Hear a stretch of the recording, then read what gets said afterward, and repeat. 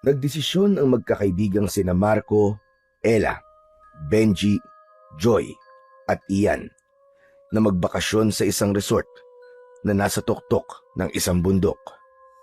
Matagal na nilang planado ang trip na ito. Isang escape, isang quick getaway mula sa lahat ng gulo sa Maynila. 6 silang magkakasama sa isang SUV. May mga dalang bag, speaker at iba pa. Si Benji ang driver at joker ng barkada. Si Ella, tahimik pero palatawa. Si Joy, maarting bading, babae kung manamit at kumilos, mahilig sa selfie at pictures. Si Ian, mayabang pero palaging game. At si Marco naman, tahimik pero matalino. Masaya silang lahat, nagbibidahan, nagtatawanan, nagpaplano kung anong gagawin nila pagdating nila sa resort. Pumasok kagad sa isip nila ang mag-swimming, mag-videoke at uminom hanggang madaling araw. Si Benji ang pasimuno ng trip na yon. Pangako niya sa 5 na mag-e-enjoy ang mga ito sa kanilang trip at makakalimutan pansamantala ang ingay ng syudad, trapiko at paulit-ulit na katoksikan sa kanilang buhay. Uhu! Road trip, baby! Ang tagal kong hinintay to! Sa wakas, natuloy na rin tayo! Makakapag-relax na rin! Ngay Benji, ano ba yan? Ang ingay-ingay mo naman? Akala mo wala tayo sa expressway, no? Ayan tuloy, napagalitan ka tuloy ng bebe loves mo. Pare, mag-focus ka na lang sa pagmamaneho. Parang first time lang mag-drive sa malayo ah. Hoy, wag niyo akong inaasar ah. Masaya lang ako at excited, syempre. Kasi for once, hindi drawing yung plano natin sa GC. Di ba lagi na lang, next time, tapos wala naman. Oo nga, tama ka. Ako rin super excited.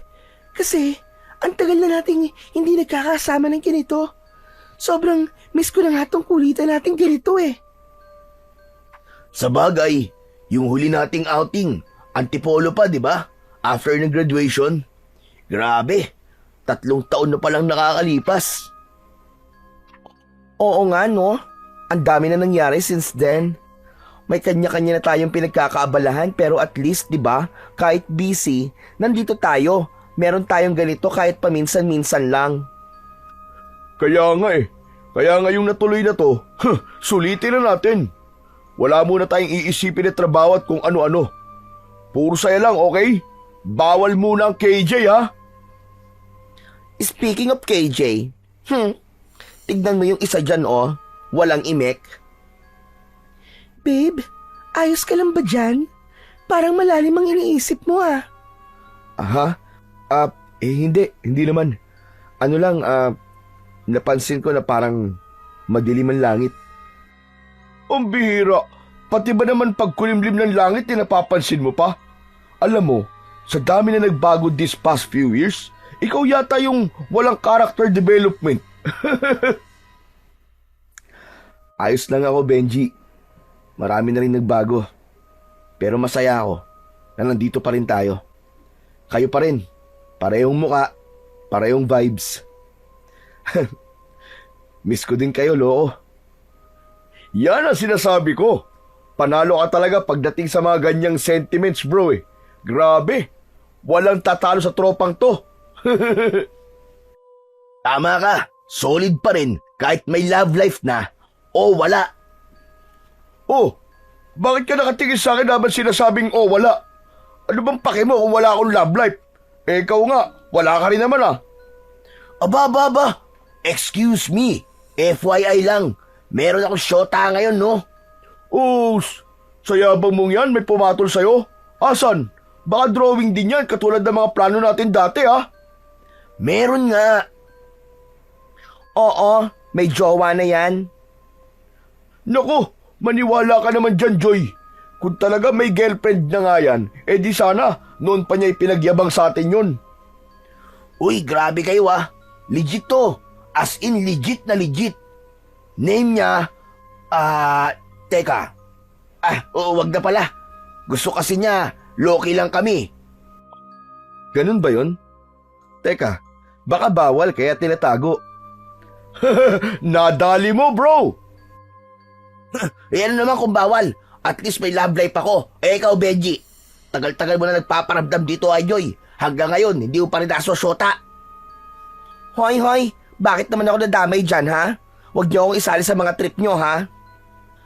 Tama na nga yung asaran. Baka mamaya may mapikon pa sa inyo eh. Hindi na tayo makarating sa pupuntahan natin. Kaya nga, alam niyo mabuti pa, mag-selfie na muna tayo. Bago tayo makarating sa final destination natin, gusto ko may memories na kagad. Okay, sige. Teka, at ipapark ko lang to sa sasakyan sa safe spot. Siyempre, safety first tayo, no? Ha? Anong ipapark? Nasa expressway tayo, uy. Gusto mo bang masita? Bawal luminto sa expressway, maliban na lang kung emergency. Kau naman, sandali lang naman eh. Doon naman tayo sa gilid tapos bubuksan ko na lang yung hazard light para magmukhang emergency, di ba? Hindi joke to, Benji. Hey, kalma lang. Sige, mamaya na lang tayo mag-stop over, Benji. Ituloy mo na yung pagmamaneho mo. Dito na lang ako kukuha ng search sa loob ng sasakyan. O ayan, dali. Smile na. Damihan mo para madami ang upload. Tapos tag mo ko, ha? Matik yan, Ella. Agad na humanap si Joy ng magandang anggulo sa kamera ng kanyang cellphone at kahit maalog, sinimulan niya ng kumuha ng mga litrato. Masayang-masaya sila habang nagpapalit ng pose, peace sign, duck face at kunwaring mga stolen shots. Nang matapos yun, ay naging abala na si Joy at Ella sa pag-check ng kanilang mga kuha. Oy, wag mong i-upload yan, ha? Pangit ako dyan eh. Piliin mo yung maganda ko. Susme, pangit ka pa sa anggulo na yan, ha? Ano na lang ang tawag mo sa amin? Sa unahan ng sasakyan ay napapangiti na lamang si Ian habang nakikinig sa kulitan ng mga nasa likod. Habang si Marco naman ay tahimik lang na nakikiramdam sa paligid sa takbo ng sasakyan. Tinignan niya ang speedometer. Pare, dahan-dahan lang sa pagdadrive, ha? Ayoko pang mamatay. sus! Safe driver to, no? Relax lang kayo, mga tropa. Nagpatuloy ang biyahe ng magkakaibigan. Unti-unting humupa ang ingay sa loob ng sasakyan. Napalitan ito ng katahimikan habang ang tanawin sa labas ay unti-unti nang nagbabago. Mula sa maluwang na highway ay napalitan na ito ng makipot at mapunong daan. Sa tagal ng biyahe, ilan sa kanila ay nakatulog na. Si Ella, nakasandal sa balikat ni Marco. Si Ian naman, sa harap ay nakahilig sa kanyang backpack, bahagyang nakanganga.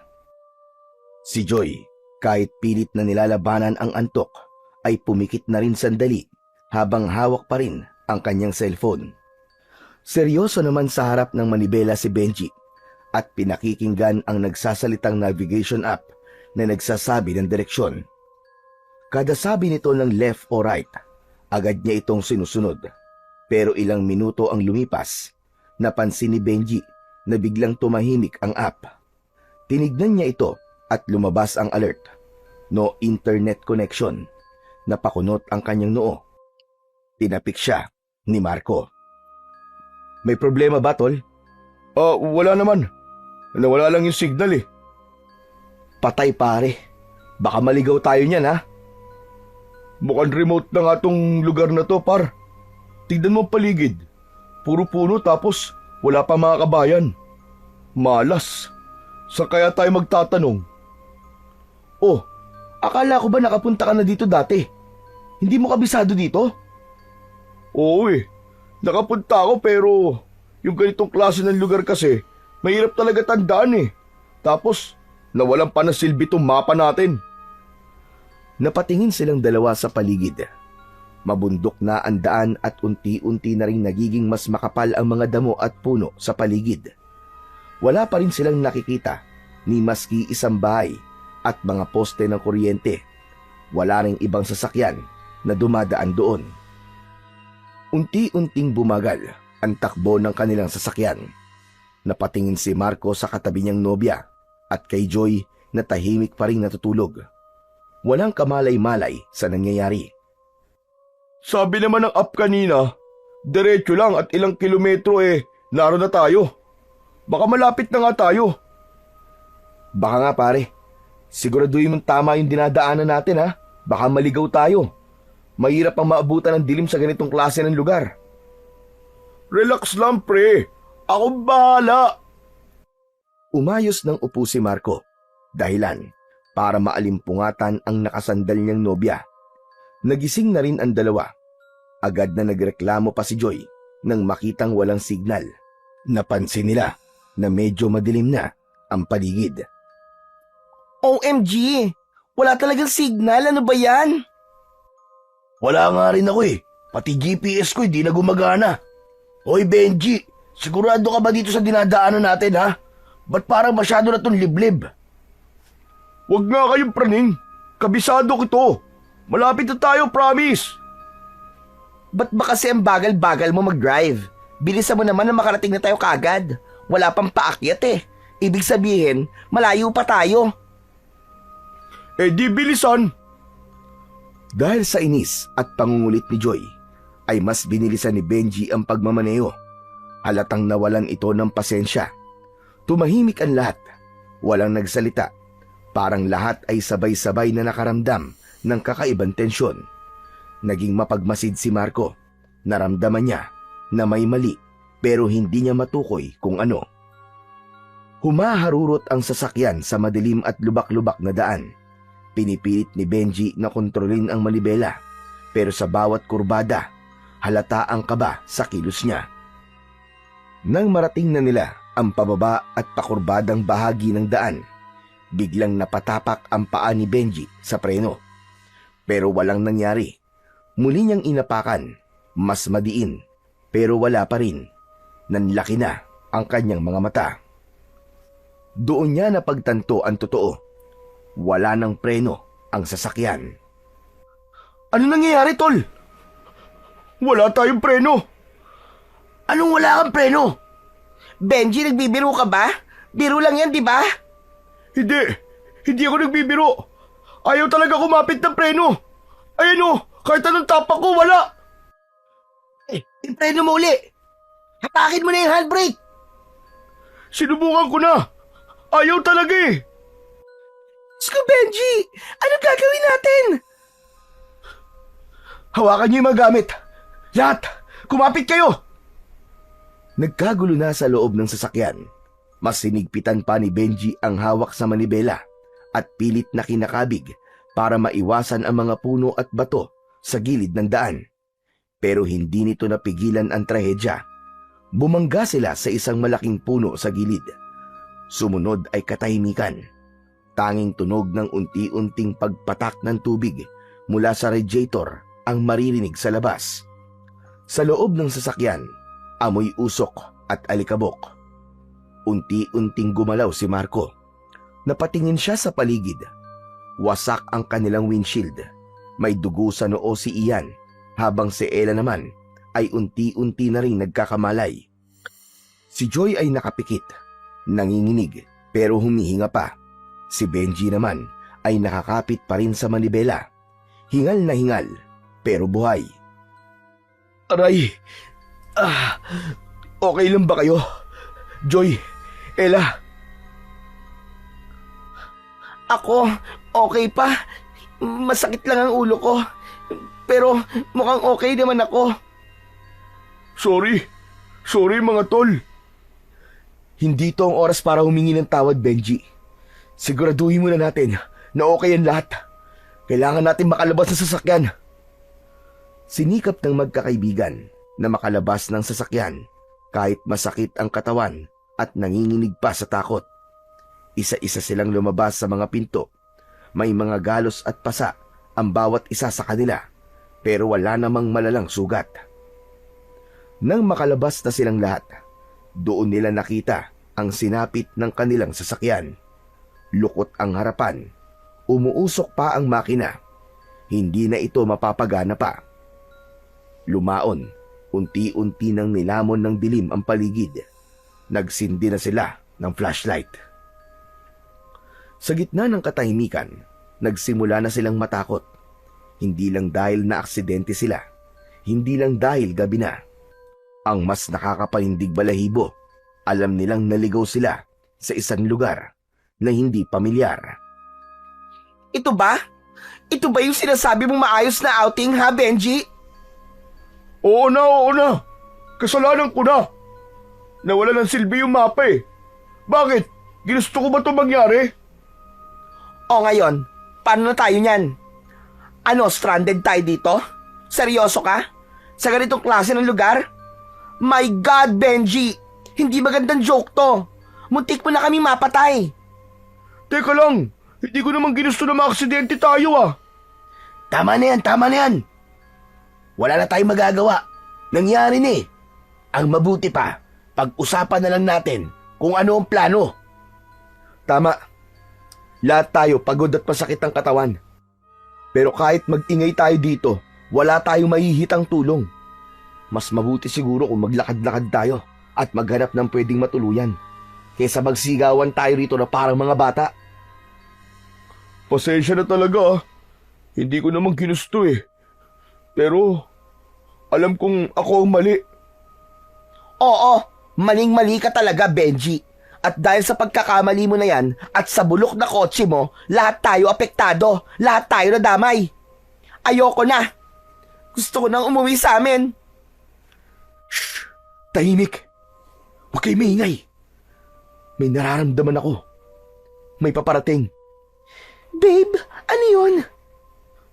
Anong paparating? Hoy, please naman Marco, wag ka naman malako to. Tahimik sabi! Nanahimik ang lahat. Maya-maya pa, nakarinig sila ng kaluskos. Mga yabag ng paa na nakakatapak ng mga dahon at sanga. Mabagal ang kilos, parang hindi normal. Malaki at parang bilang isa. Mukhang marami. Nakarinig din sila ng malakas na pag-ungol na hindi pangkaraniwan. Ang tunog ay mababa at mabagal.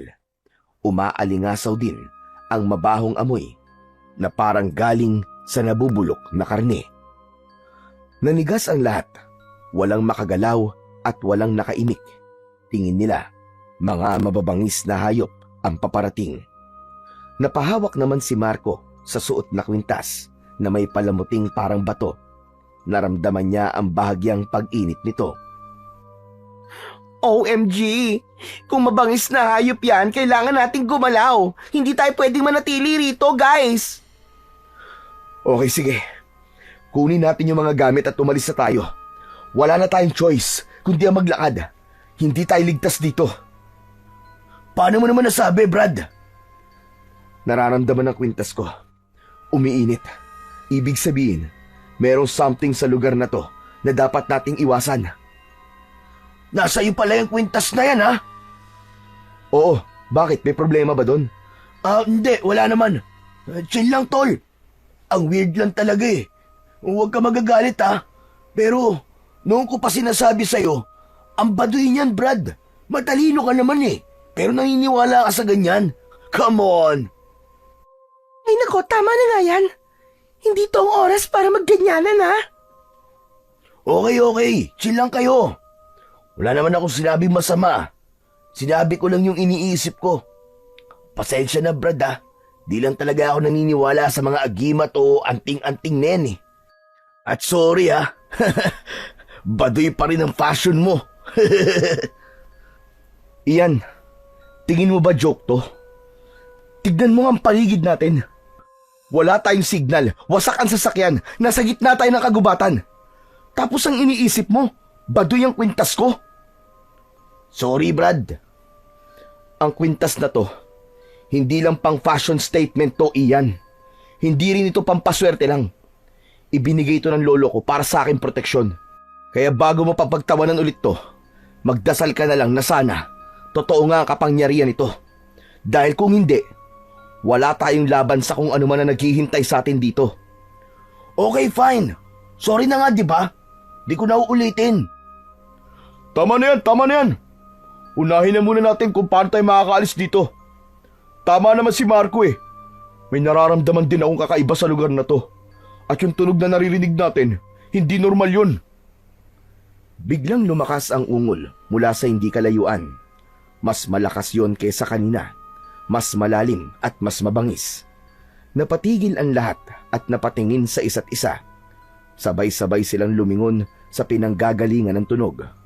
Wala silang makita, kundi puro kadiliman. Agad silang naglakad ng mabilis palayo sa lugar. Si Ella ay kapit na kapit kay Marco. Si Joy naman ay nakahawak kay Ian, samantalang si Benji naman ang nasa unahan. Siyang may hawak ng flashlight. Ano ba yan? Natatakot na ako ha. Ayoko na talaga. Kasalanan mo to, Benji eh. Pag ako namatay dito, ikaw ang una kong mumultuhin. Tumigil na nga kayo. Walang may kasalanan. Mas lalo lang tayo mapapahamak kung puro sisi na lang ang gagawin natin. Makinig kayo sa akin. Habang nagsasalita si Marco, ay umilaw bigla ang kwintas niya. Mas nararamdaman ni Marco ang init nito sa kanyang balat. Bumilis ang tibok ng kanyang puso. Babe, umiilaw ang kwintas mo. Oo, babe. At ibig sabihin yan, kailangan nating mas bilisan pa ang paglalakad kasi mas malapit na sila. Teka sandali. Parang may nakita akong burol kanina sa kanan. Doon tayo. Mas ligtas tayo doon. Teka. Sigurado ka ba ligtas doon? Hindi. Hindi rin ako sigurado. Pero mas mainam nang nasa mas mataas tayong lugar kaysa nandito tayo sa baba. At least doon, kita natin kung may paparating. Dito, pwedeng may sumunggab sa atin sa likod natin na hindi natin namamalayan. Tama si Benji. Kapag nasa taas tayo, mas may advantage tayo. Makikita natin ang mga nangyayari sa baba. Kung sakali man sundan nila tayo ron, makakapaghanda tayo para sa laban. O para tumakbo kung kinakailangan. Laban? Anong laban na sinasabi mo, Marco? Makinig ka sa akin, Ella. Kung kaya natin tumakas, tatakas tayo. Pero kung wala na tayong choice kundi ang lumaban, lalaban tayo. Tara na! Bilisan natin! Mas binilisan pa nila ang kanilang paglalakad.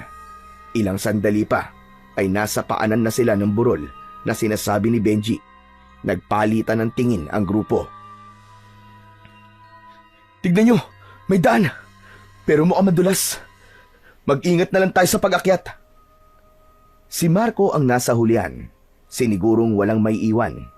Maingat silang umakyat at nalampasan ang madulas at mabatong bahagi ng burol. Sa wakas ay nakarating din sila sa itaas. Hingal, pagod at nangihina. Maya-maya pa, narinig nilang muli ang malakas na pag-ungol.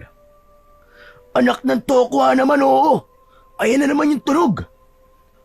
Sa palagay nyo, ano kaya ang mga yun? Saka ilan kaya sila? Wala akong ideya, par. Pero baka mga malalaking unggoy lang yun o kaya baboy mo. Hindi ko alam. Base sa tunog, parang 3 o 5. Diyos ko, OMG, ano ba yan? I can't na talaga, ayoko na. Teka guys, huwag kayong matakot. Basta tumahimik na lang muna tayo. Sa palagay ko, hindi pa nila alam kung nasan tayo. Nakinig sila kay Marco. Walang nagsalita ni isa sa kanila. Tahimik silang nagmasid sa baba mula sa itaas ng burol. Walang gumagalaw. Walang senyales ng kahit na anong nilalang. Maya-maya pa ay tuluyan ng tumahimik ang buong paligid.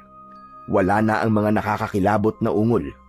Ang mabahong amoy ay napalitan na rin ng preskong simoy ng hangin. Nakahinga silang lahat ng maluwag. Isa-isang napaupo sa damuhan. Nang masigurong payapa na ang paligid at wala nang anumang banta, napagpasyahan nilang doon na lang magpalipas ng magdamag. Nakahilera silang 5, nakasandal sa malaking bato at isa-isang pumikit kahit di pa rin sigurado sa seguridad ng gabi.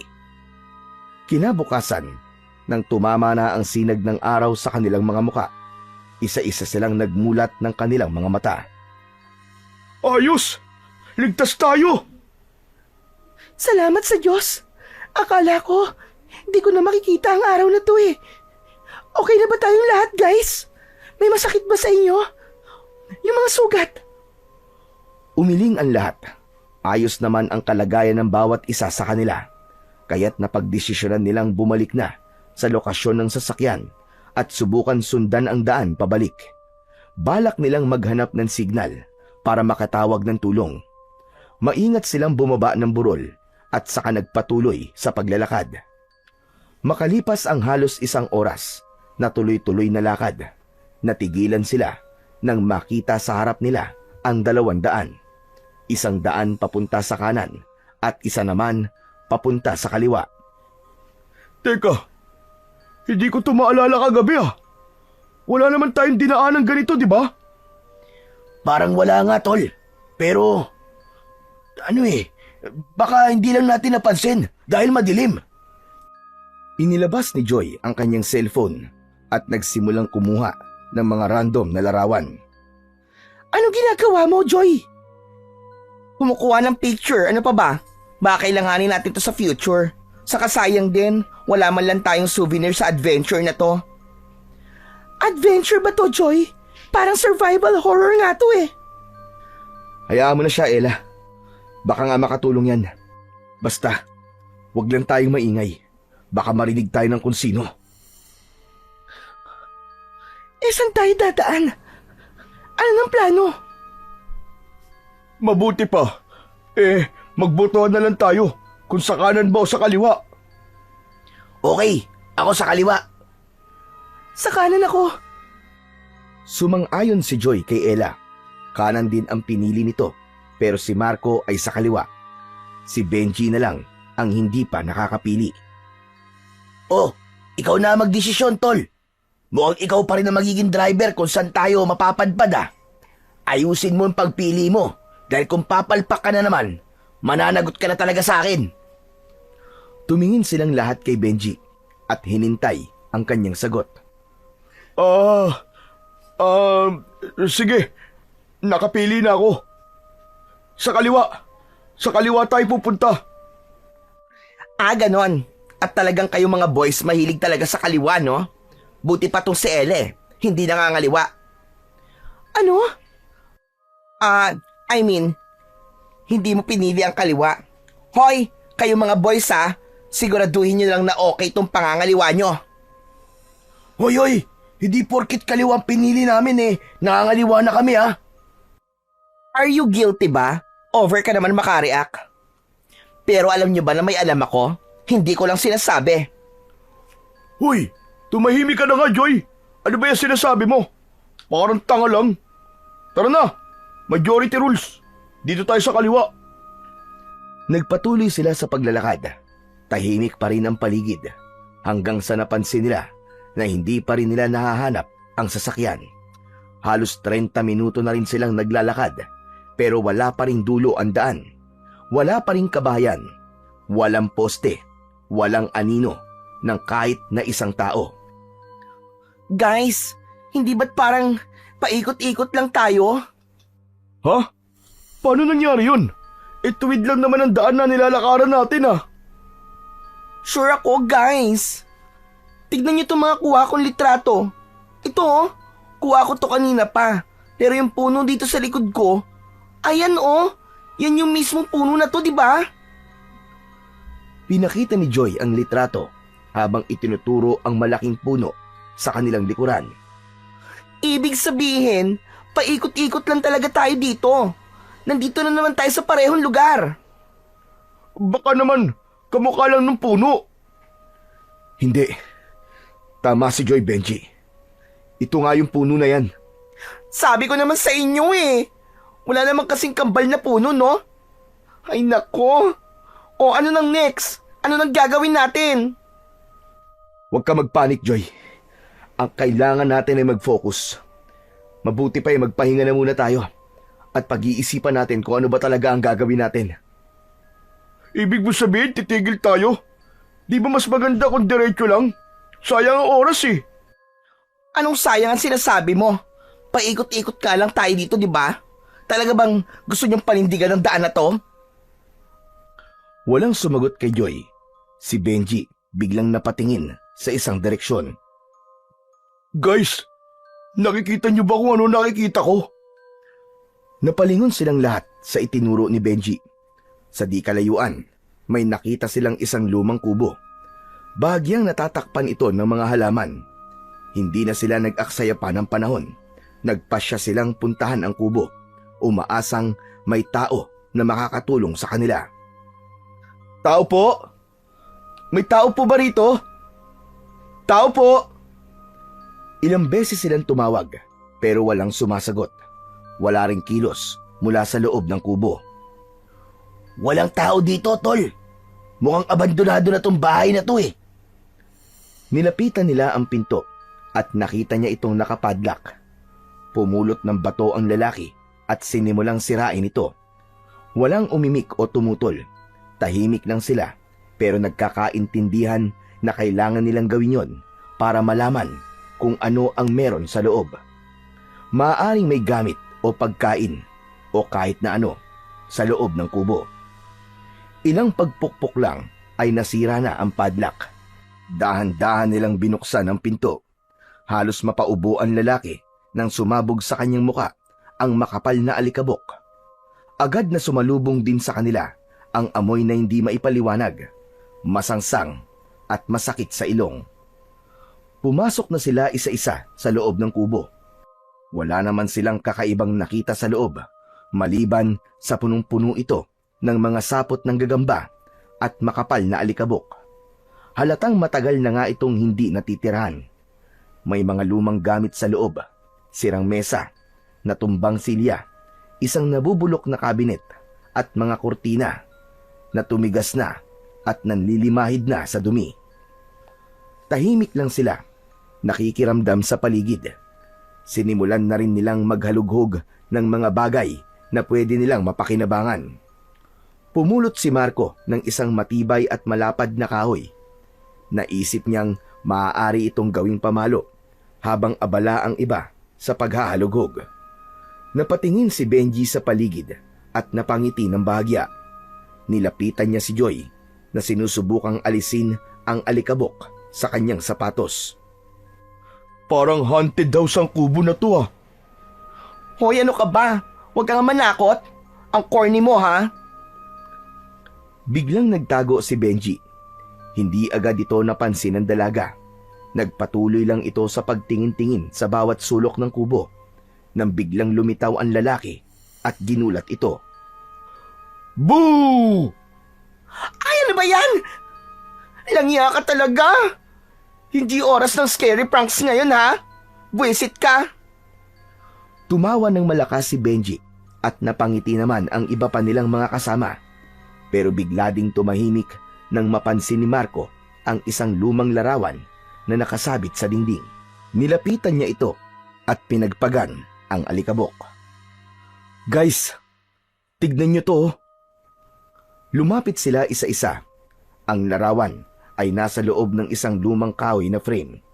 Halatang napag-iwanan na ng panahon.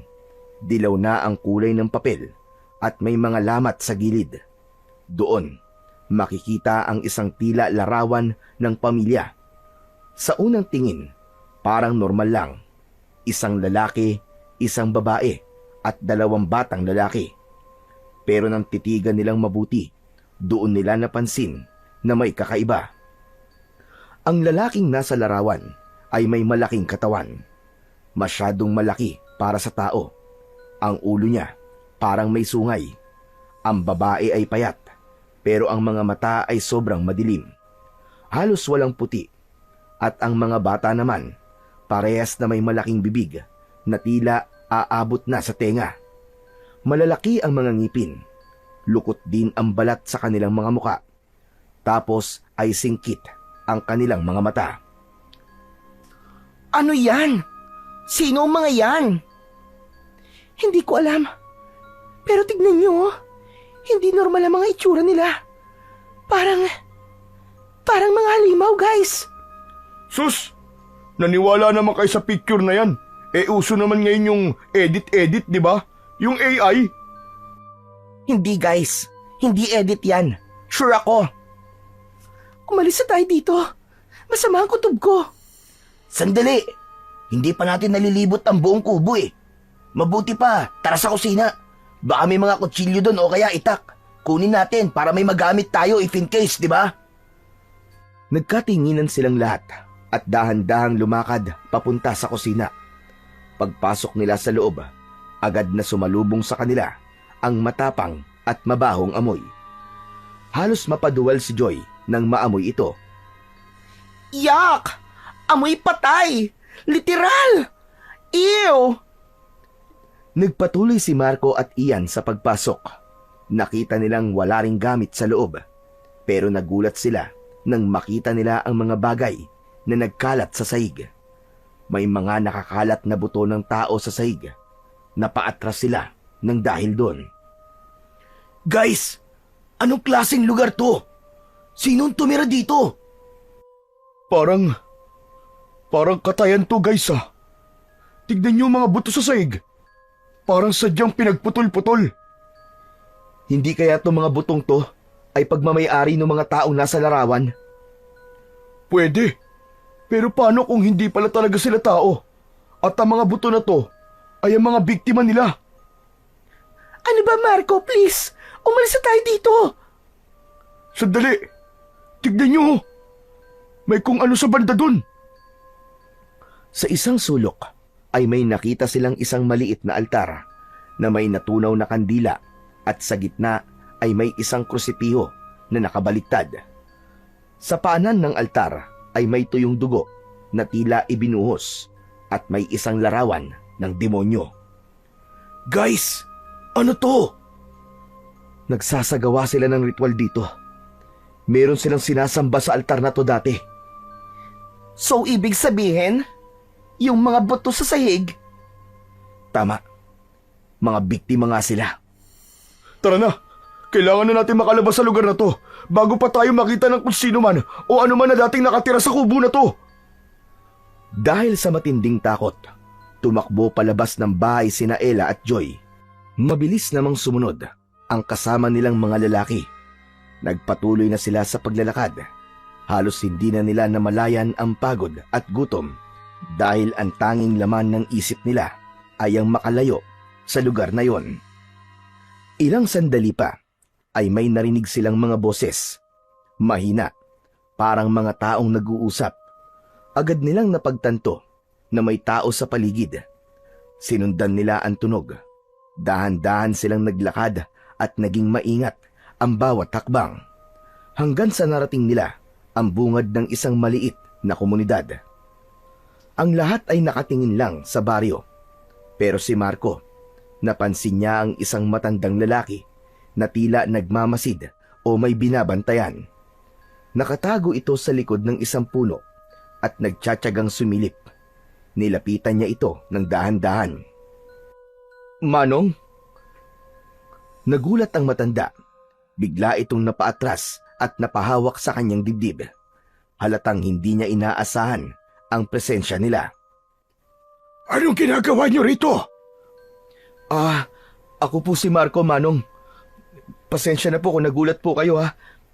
Manong, naligaw po kami dito eh. Nabangga po yung sinasakyan naming sasakyan. Hindi po kami makaalis eh. Kailangan po namin ng tulong. Panandali ang natahimik ang matanda. Parang nag-aalinlangan kung dapat ba silang pagkatiwalaan. Pero nagbago ang reaksyon nito nang makita ang suot na kwintas ng binata. Sige, hali kayo. Pero dahan-dahan lang. Huwag kayong maingay. May mga mata at tenga na hindi nyo nakikita sa baryong yan. Sumunod sina Marco at ang kanyang mga kasama kay Mangorio. Tahimik lang silang naglakad sa likulikong daan na napapalibutan ng matataas na damo at malalaking puno. Papalayo na sila sa komunidad. Makalipas ang ilang minuto, narating nila ang isang kubo sa gitna ng mas masukal pambahagi ng gubat. Gawa ito sa kahoy at pawid.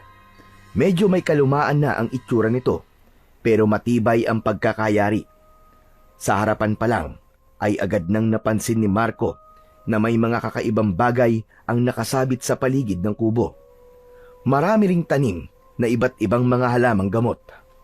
May paminta, bawang, sampagita, sambong, at marami pang iba. May mga nakakalat din na bote na may lamang di nila matukoy na kung ano. Agad silang pinatuloy ng matanda sa loob ng kanyang bahay. Agad sumalubong sa kanila ang amoy ng insenso. Simple lang ang loob nito, pero maraming kalat. Halatang di nag-aayos ng mga gamit ang matanda. Marami rin kung ano-anong mga abubot. May lumang mesa, ilang sako ng bigas sa may sulok, at mga estanteng halos puno ng bote, garapon at dahon-dahon na pinatuyo. Sa isang bahagi ng bahay, may munting altar. May kandilang kulay puti, larawan ng Birheng Maria, ilang santo. Napansin ito ni Marco at napanatag ang kanyang kalooban. Wala siyang nakita ni isang bagay na tila sataniko o kahina-hinala. Walang baliktad na krus o larawan ng isang demonyo. Pinaupo sila ng matanda sa sahig.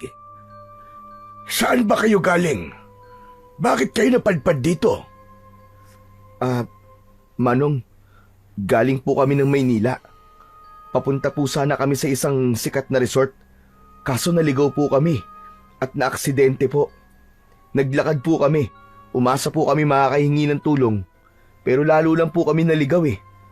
Hanggang sa napadpad po kami dito. Ganun ba? Ako nga pala si Goryo.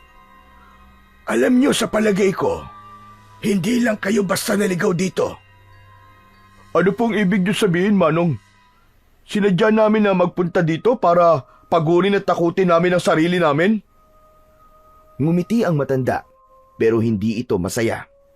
Mapait ang kanyang ngiti. Tumango siya, saka muling nagsalita. Alam nyo, matagal na ako nakatira dito. Halos buong buhay ko, dito ko na ginugol sa liblib na lugar na ito. Bihira lamang ang naliligaw dito. Kaya pagpasensyaan nyo na kung may nasasabi man ako na hindi sang-ayon sa inyo. Wala po kayong dapat na ihingi ng pasensya, Manong. Kami pa nga po nakakaabala sa inyo eh. Pero Manong, pwede po ba ako magtanong? Bakit po hindi kayo doon sa baryo nakatira? Ba't ang layo po ng bahay nyo? Tapos, para ka pong nag-iispiya nung nakita ka namin kanina. Nakatago ka po sa likod ng puno habang pinagmamasdan nyo ang mga tao. Dati akong taga ron, pero lumayas ako kasi may mga masasamang nilalang na sumakop sa baryo na yon. Mga tulisan po ba? O mga rebelde? Ano po nangyari? Hindi mga ordinaryong tao ang sumakop sa amin. Mga aswang sila. Uy, kwentong horror. Ayos yan ah. Ang galing ni Lolo. Master storyteller pala. Lo, anong klaseng aswang yun? Manananggal ba? Gabunan? O yung ordinaryong aswang lang na kumakain ng laman loob? Marami ako napapanood na ganyan eh. May isa nga, lumalabas sa inidoro eh. Hindi natawa ang matanda. Bagkus, tumalim ang mga tingin nito. Yumuko siya at dinampot ang isang maliit na kahon sa kanyang tabi. Binuksan niya ito at ipinakita sa kanila ang mga lumang litrato. Isa-isa niyang nilatag sa harap nila. Ito ang pamilya ko. At yung iba naman dito, mga kaibigan, kapitbahay. Dati, masaya lang kami.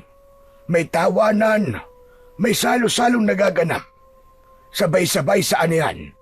Pero unti-unti, nag-iba. Nagbago yung ugali nila, yung kilos at iba pa. Hanggang sa isang gabi, nakita ko mismo ng sarili ko mga mata kung paanong pinatay at kinatay ng isa sa kanila ang kababaryo naming buntis. Naging aswang sila? Nakakatakot naman po yun. Oo, at wala akong nagawa sa bagay na yon. Mabuti na lang at nakita niyo ko at di kayo dumiretso sa baryo. Dahil kung hindi, baka naging biktima na kayo ng mga mangangatay na aswang. Mangangatay na aswang? Ano ang kaibahan yan sa mga napapanood naming aswang sa mga pelikula? Ang mga aswang sa baryo, may kanya-kanya silang tungkulin. May bantay, may hunter, at may tagakatay. Hindi sila kumakain ng sariwang laman ng tao? Ano yon? Kinakatay nila tapos niluluto? Kung ganon, aba, mga kanibal lang sila at hindi aswang. Makinig kayo. Ang mga tao sa baryong yon, nabubuhay na parang normal. Pero kapag sumasapit ang gabi, lalo na kapag bilog ang buwan, nag-iiba din sila ng anyo. Kumakain din sila ng laman loob o sariwang laman. Ganon, mga aswang nga sila. Pero bakit pa nila kinakarne mga tao? Alam nyo, bihira lang ang naliligaw sa lugar na ito. Kaya sa tuwing may pagkakataon, kapag may naliligaw, kinukuha nila at kinakatay. Tapos, hinahati-hati nila ang mga karne para lahat ng aswang sa baryo makakain. Para lahat mabigyan. Pero Manong, paano kayo nakatakas sa baryo na yun? Baka naman imbento nyo lang lahat ang sinasabi nyo ha. Hindi naman kasi totoo ang mga aswang eh. Kalokohan lang ang mga yun. Sana nga imbento ko lang ang lahat, iyo. Sana panaginip lamang ang lahat at hindi totoo. Pero kung naranasan mo mga narinig ko sa gabi nun, ang iyak, ang sigaw, ang tunog ng binabaling buto at tinatagtad na karne, ewan ko na lamang kung kakayanin mo. Nandito ako sa lugar na to kasi may kakayahan akong tumakas. May kakayahan akong kontrahin sila. Yun nga lang, sarili ko lang ang nailigtas ko dahil huli na nang malaman kong pati pala ang pamilya ko naging kasapi na nila. Ibig sabihin, isa ho kayong dating albularyo? Tama po ba ako? Matalas ang pananaw mo, bata. Hindi mo lang ginagamit ang mata mo, kundi pati na rin ang iyong pakiramdam. Napansin ko po kasi, Manong, marami pong proteksyon dito sa bahay nyo. May mga pangontra sa aswang. At isa pa, kakaiba rin po ang tingin nyo sa suot kong kwintas.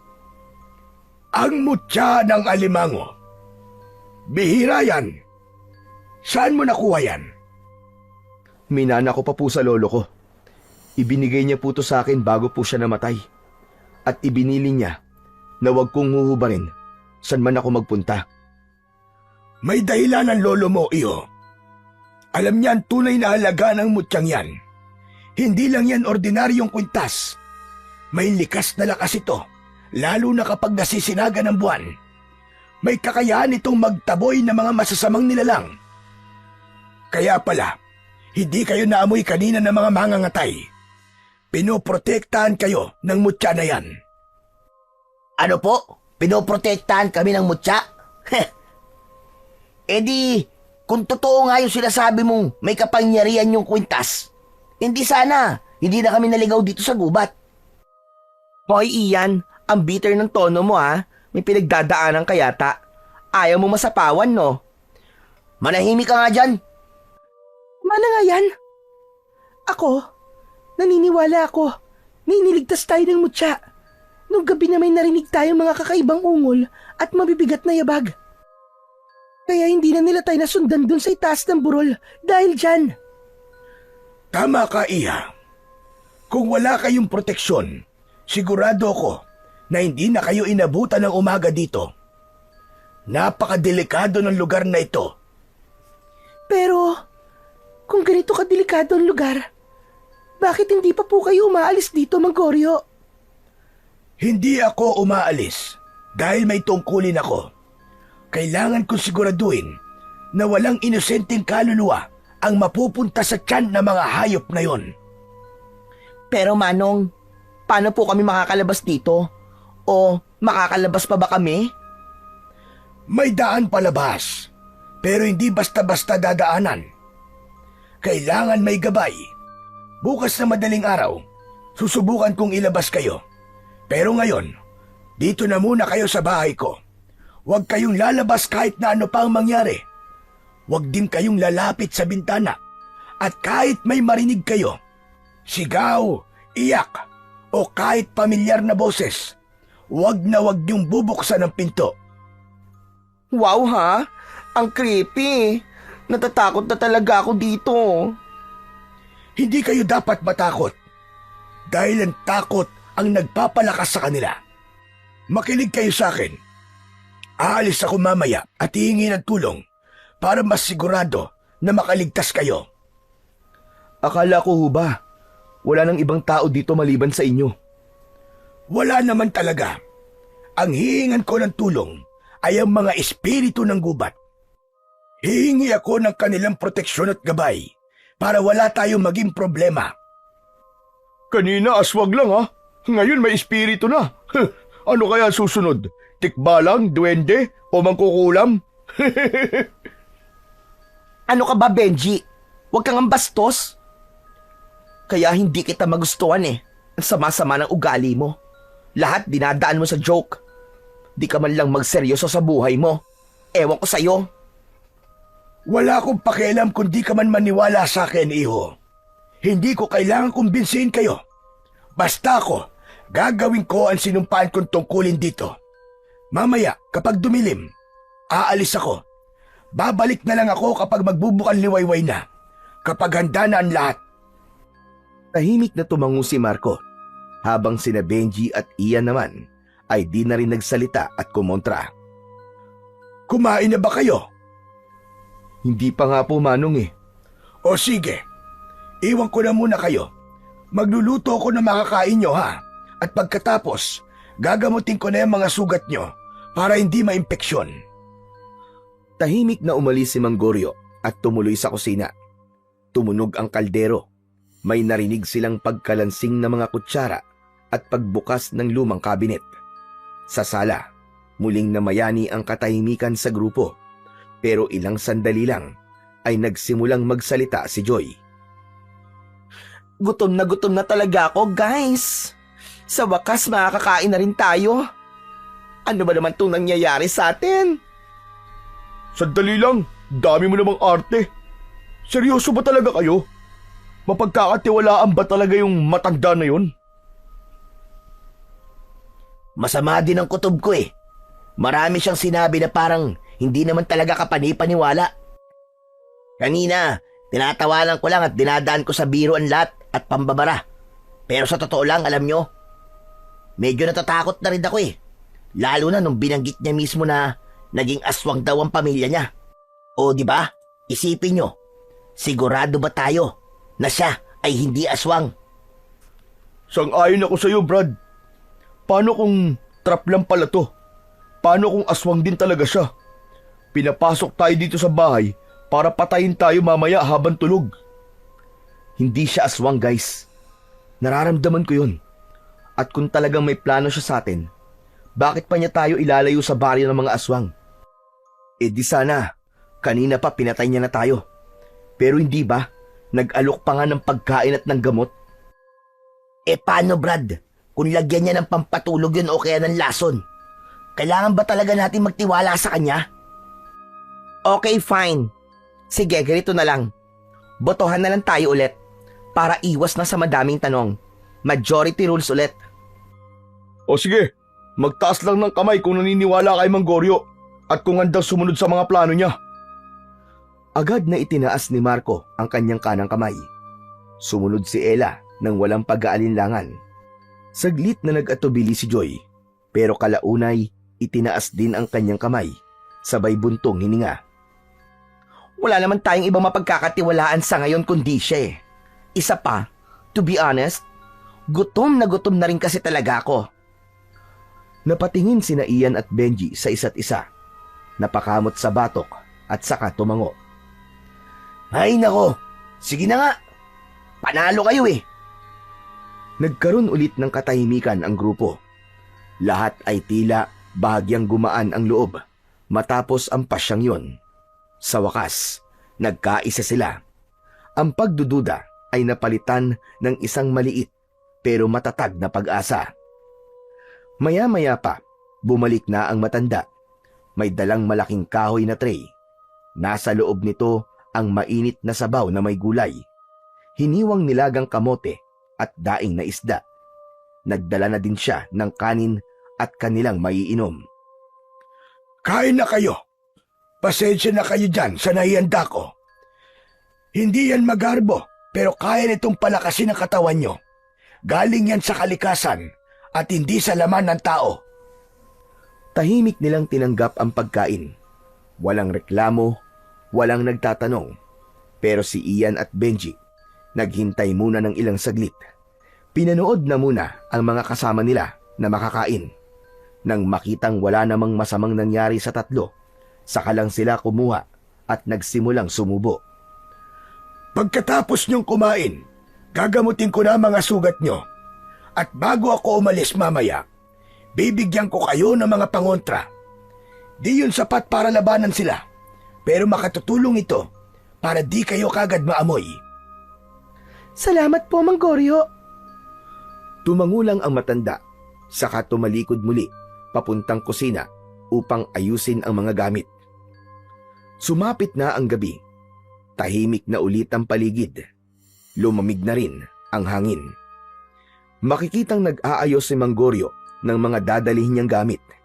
May isang bayong, itak at iba't ibang bote ng langis. May mga inilagay din siyang mga tuyong dahon at ugat. Tahimik lang na nakamasid ang grupo sa kanya.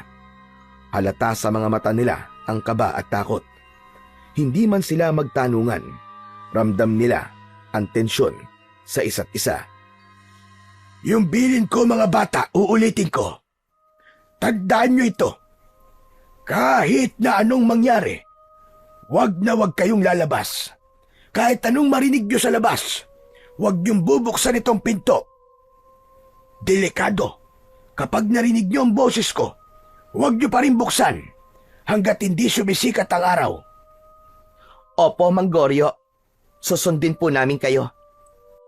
Tumango ang matanda, saka isa-isang kinuha mula sa loob ng bayong ang mga kwintas na yari sa baging. Sa pinatuyong dahon at may nakalawit na tila buto ng hayop. Mabaho ang amoy nito. O heto, kanya-kanya kayo ha. Isuot nyo kagad. Huwag nyong aalisin hanggat hindi pa sumisikat ang araw. Yang mga kwintas na yan, hindi basta-basta yan. Tulad na sinabi ko kanina, may bisa yan para di kayo maamoy ng mga aswang. Parang tabing yan sa amoy ng dugo nyo. Kinuha ni Ella ang kwintas. Sinundan naman siya ng iba. Halatang nandidiri si Joy, pero tahimik lang ito na sumunod. Si Marco naman, inamoy pa sandali ito bago isinabit sa kanyang leeg. Si Ian, agad din na isinuot ito, saka tumango kay Mang Goryo.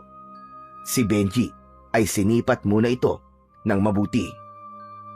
Epektibo ba talaga to? Subok na yan iyo. Basta't di lang kayo lalabas, ligtas kayo. Ba't parang napakabaho naman ito? Parang amoy na patay tong kwintas mo eh. Kasi nga, panlilin lang yan. Sanay ang mga yon sa amoy ng nabubulok na dugo at laman. Kaya kailangan tabunan ng amoy ng katawan nyo. Mas mabuti nang mabaho kayo kaysa mamatay, hindi ba? Tahimik ang lahat. Walang umangal. Isinabit na rin ni Benji ang kwintas sa kanyang leeg habang pinipilit na tiisin ang amoy nito. Sige, aalis na ako. Huwag niyong kalimutan ang mga bilin ko. Walang magpapapasok kahit na ano pang marinig nyo. At yung kwintas, siguraduhin huwag niyong aalisin. Lumabas na si Mang Goryo. Dala ang kanyang bayong at itak. Agad na isinarado ni Marco ang pintuan. Gayon din ang mga bintana. Naglagay na rin sila ng mga bawang doon. Pero ilang segundo pa lang ay napansin ng binata na hindi mapakali si Benji. Panay ang tingin nito sa pintuan. Hindi ko na kaya. Susundan ko si Mang Goryo. Ano? Di ba sabi niya, huwag tayong lalabas? Kaya nga, naku Benji huwag mong gagawin yan, delikado. Baka hindi ka na makabalik. Makinig ka sa kanila, Benji. Kung totoo man na aswang yung mga tao, isang buong baryo yon. Ipapahamak mo lamang ang sarili mo. Alam ko. Pero ako kasi may kasalanan kung bakit nandito tayo eh. Ako yung nagyaya sa inyo dito, di ba? Tapos ako yung tanga-tanga na nag-drive at umasa sa pesting apps na yun. Kaya dapat may gawin din ako para makalabas tayo dito. Benji, hindi ka namin sinisisi. Hindi mo kailangan gawin yan. Kailangan, Ella. Hindi to para magyabang lang. Kailangan ko malaman kung totoo nga ba yung sinasabi ng matandang yun. Kung mapagkakatiwalaan ba talaga siya. Kasi kung hindi, mas delikado tayo rito. Tumahimik ang lahat. Alam nilang may punto ang kaibigan nila. Ramdam nila ang bigat ng desisyon ni Benji. Maya-maya pa ay tumindig ang binata. Inayos ang kwintas at hinawakan ang palawit nito. Sabi ni Mang Goryo, proteksyon daw to, di ba? Bahala na. Kung di ka na talaga mapipigilan, sasamahan kita, tol. Hindi, wag na. Kailangan ni na Joy at Ella ang kasama dito. Huwag mong ipagkakatiwala kay Ian yung dalawa na yan. Ha? Aba, teka lang, Benji. Ba't ako na naman ang nakita mo? Pambihira ka naman, oo. Sige na, aalis na ako. Baka makalayo yung matanda eh. Di ko na masundan. Baka naman pwedeng bukas na lang. Hintayin mo na lang si Mang Goryo. Baka mamaya pareho pa kayo mapahamak, Benji. Oo nga. Huwag mo na kami iwan dito. Nakakatakot na nga eh. Benji, ano? Pero hindi na nagpapigil ang binata.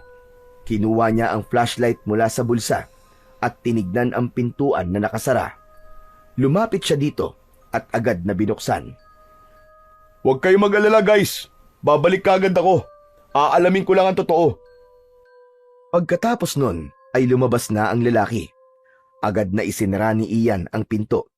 Narinig nila ang papalayong mga yabag. Pare-pareha silang natahimik. Hindi makapaniwala sa tapang na ipinakita ng kaibigan. Ay, ano ba yan? Sana matapos na ang gabing ito. Ba't ba kasi umalis pa yung lalaki na yun eh? Kinakabahan tuloy ako. Sa palagay nyo guys, tama ba yung ginawa niya? Di ba talaga pwede na manahimik na lang tayo dito at maghintay ng umaga? Wala tayong magagawa kung yun ang desisyon niya. Ipagdasal na lang natin na makabalik siya. Grabe! Ang kate naman! Napatingin silang lahat kay Ian. Panay ang kamot nito sa leeg kung saan nakasabit ang kwintas na bigay ni Mang Goryo. Napansin nilang namumula ito at nagkakaroon ng maliit na butlig. Oh my gosh! Mukhang allergic ka sa kwintas mo. Ewan ko, kanina pa to eh. Akala ko, init lang ng katawan. Pero ang katila talaga eh. Parang may gumagapang sa balat ko. Tanggalin mo na kaya muna. Ay wag, di ba sabi ni Mang Goryo, wag daw tatanggalin kahit na anong mangyari? Anong gagawin ko? Titiisin ko na lang ba ang pangangatin hanggang sa kumalat sa katawan ko? Kaya kayo ba? Ayos lang ba kayo? Hindi ba kayo nangangati? Isa-isang tinignan ng grupo ang mga kwintas nila. Si Ella, okay lang. Si Marco, hindi rin nangangati. Si Joy, medyo nandidiri pa rin, pero wala namang rashes. Ba't ikaw lang ang nagkakaganyan, Ian? Hindi ko nga alam eh. Hindi kaya may galit sa akin yung matanda na yon kasi kinukontra ko siya kanina. Baka dilagyan niya to ng pampakati. Tumigil ka na nga dyan. Bakit naman gagawin ng matanda yun sa'yo? Lalo tuloy ako nag-aalala eh. Ayoko na. Hindi ko na tumatiis. Sandali lang, hoy. Kung aalisin mo yan, madadamay kaming lahat dito, no? Subukan mo na lang kaya na wag nang galawin at wag ka na rin kamot ng kamot para di kumalat. Akala mo ganun kadali lang pigilan to? Alam mo kung ano nararamdaman ko ngayon? Para ako nilalanggam. Umupo si Ian sa gilid ng papag. Hawak-hawak ang leeg niya. Halatang nagpapanik na siya. Nanginginig ang kamay, pero pinipilit pa ring kalmahin ang sarili. Napatingin sa kanya ang lahat. Halatang nag-aalala. Pero ilang saglit lang, hinablot niya ang kwintas mula sa kanyang leeg at hinagis yun sa sahig. Pucha! Bahala na kayo! Di ko na talaga kaya eh! Tumayo siya agad. Nagmamadaling kumuha ng tubig sa galon. Binuhos ito sa palad at saka mabilis na hinugasan ang leeg niya. Nanginginig pa ang kamay niya habang hinihilod ang balat. Walang nagawa ang tatlo. Tahimik lang silang nakatingin at napapailing. Nakita nila na talagang namula ang leeg nito at tila namaga din ang balat. Umupo si Ian, basang-basa ang leeg. Sana hindi ka maamoy. Sana hindi ito maging dahilan para sugurin tayo ng mga aswang dito. Pulutin mo na lang ang kwintas. Hawakan mo na lang o kaya gawin mong pulseras. Parehas din naman siguro yun. Ang importante, nakakabit sa katawan mo. Oo nga no, ba't di natin naisip yon? Buti na lang matalino talaga si Marco. Dahan-dahan dinampot ni Ian ang kwintas at tulad ng sinabi ni Marco, inilagay niya ito sa kanyang braso. Pero pagkalipas lamang ng ilang sandali, may mga naririnig na silang mga kaluskos mula sa labas. Pamilyar sa kanila ang tunog na yon, ang mabibigat na yabag at ungol na parang galing sa mababangis na hayop. Nagkatinginan silang apat. Dahil sa takot, napayakap si Joy kay Ella.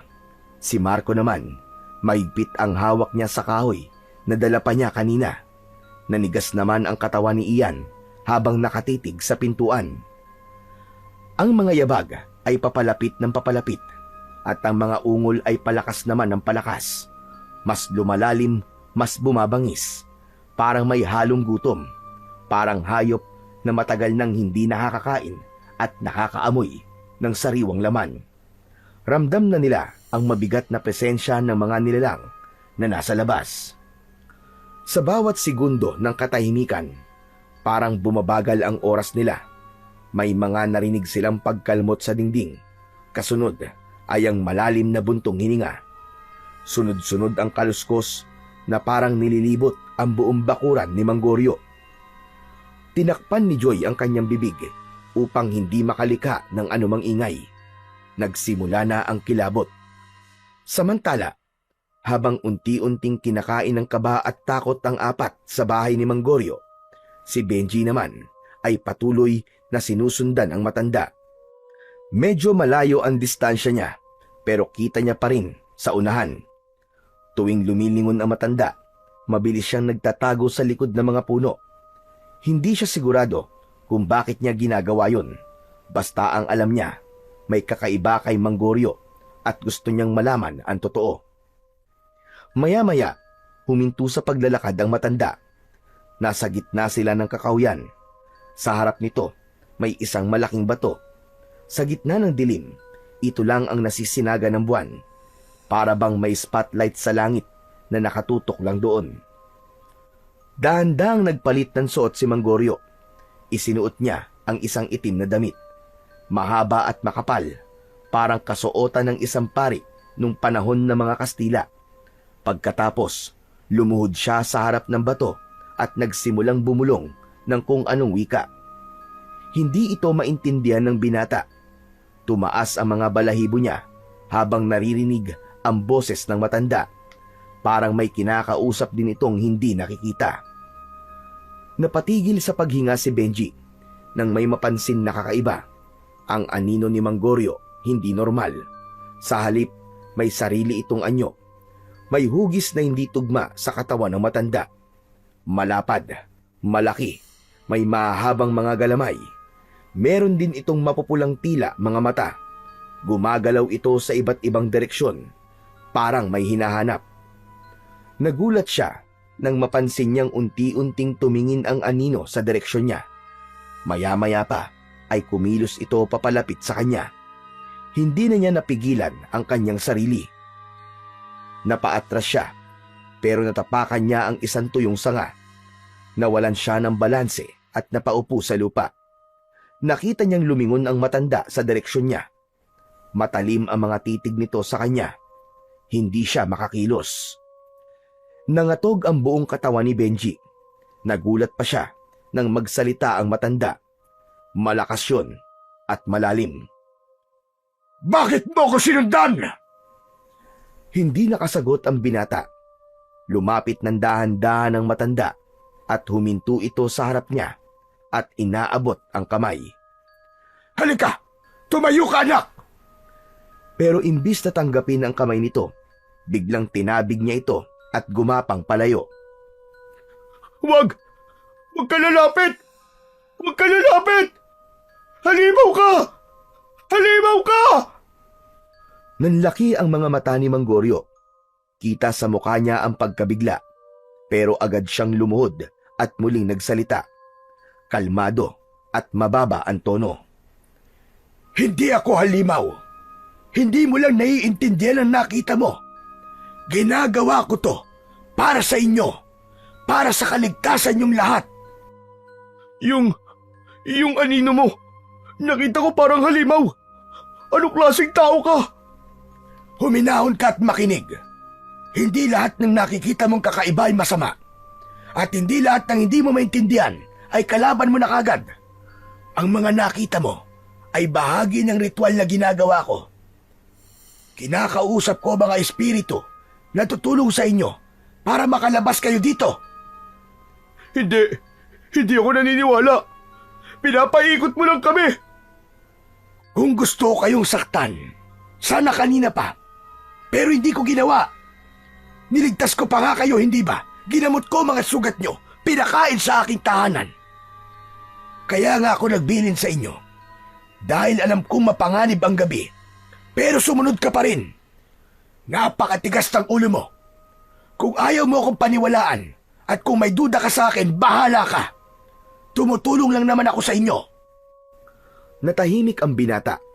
Nagsimula na siyang umiyak, pero maya-maya ay huminahon. Naramdaman niyang totoo ang sinasabi ng matanda, pero may parti pa rin sa kanya na natatakot at naguguluhan. Pinilit niyang tumayo. Muling iniabot ng matanda ang kanyang kamay. Hindi niya na ito tinabig.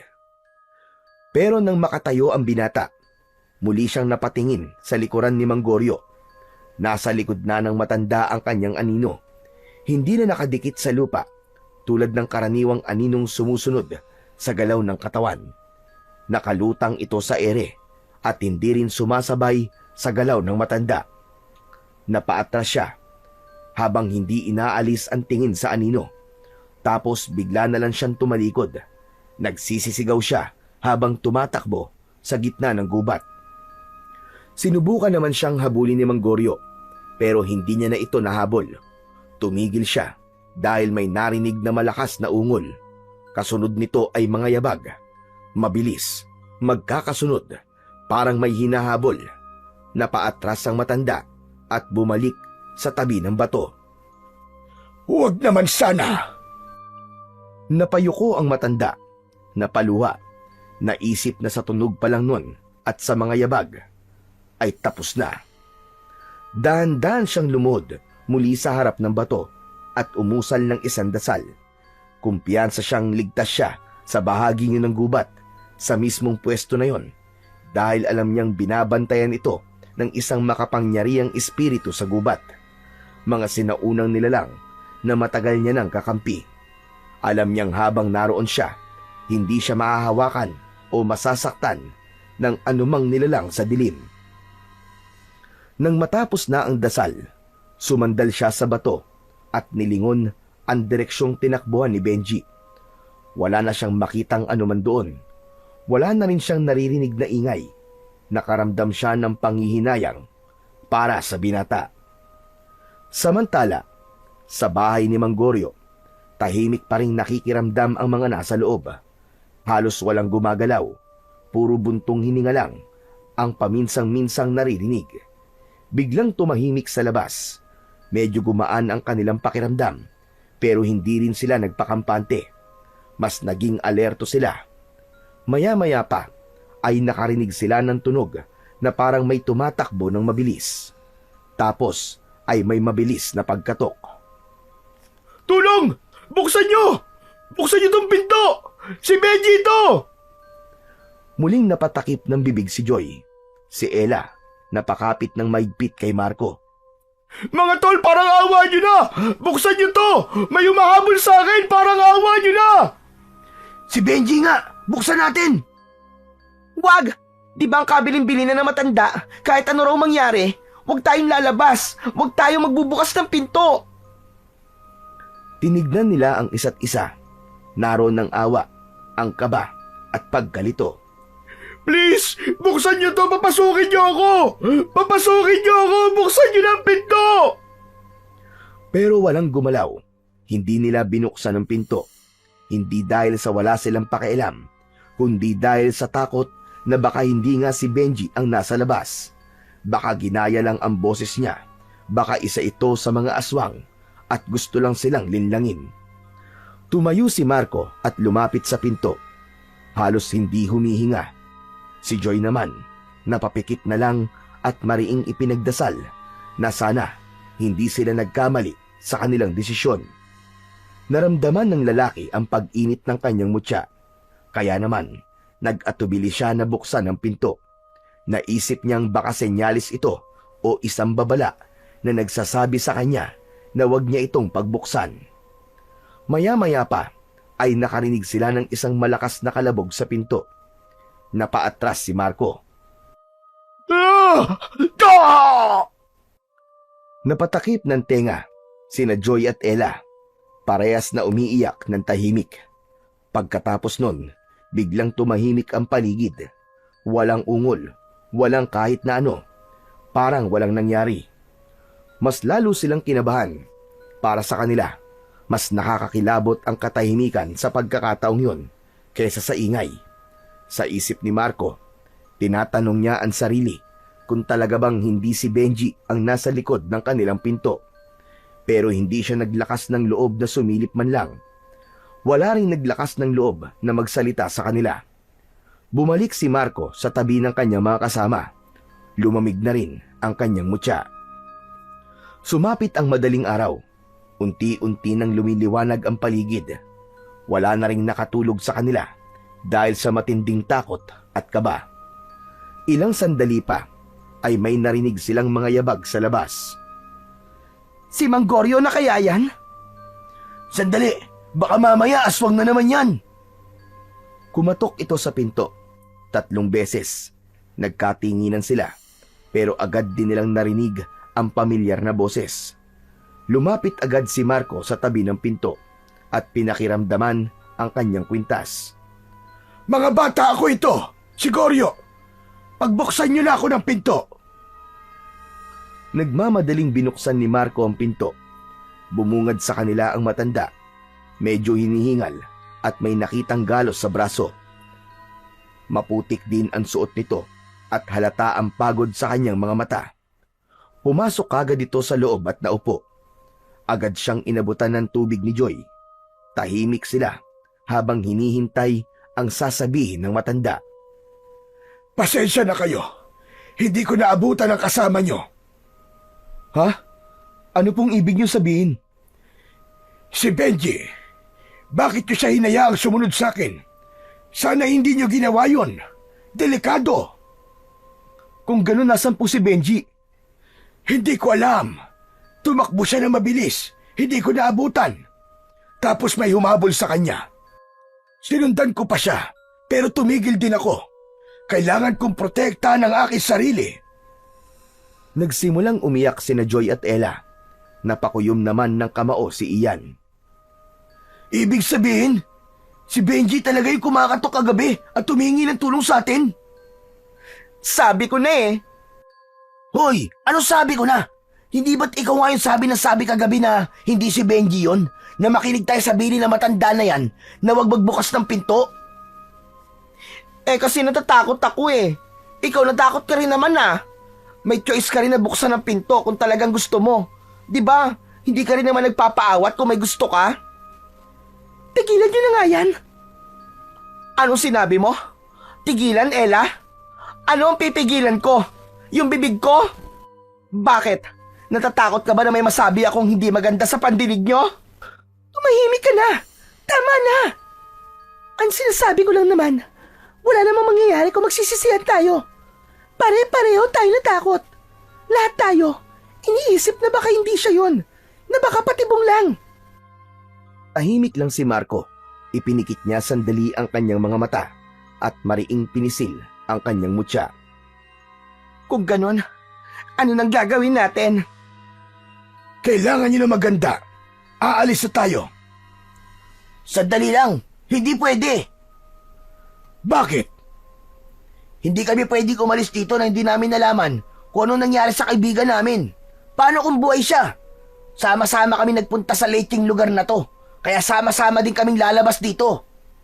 Pero kulang na tayo sa oras. Kailangan nyo na makaalis kagad dito.